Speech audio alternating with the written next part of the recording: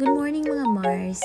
Ngayon nga ay magluluto tayo ng ginataang sile, char.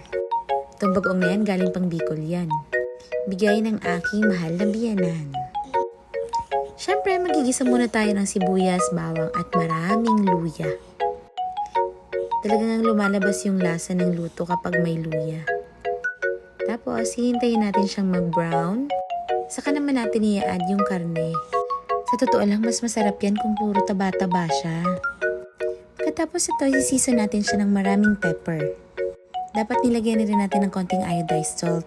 Pagkatapos, saka natin siya tutustahin ng onte para matanggal yung excess water niya.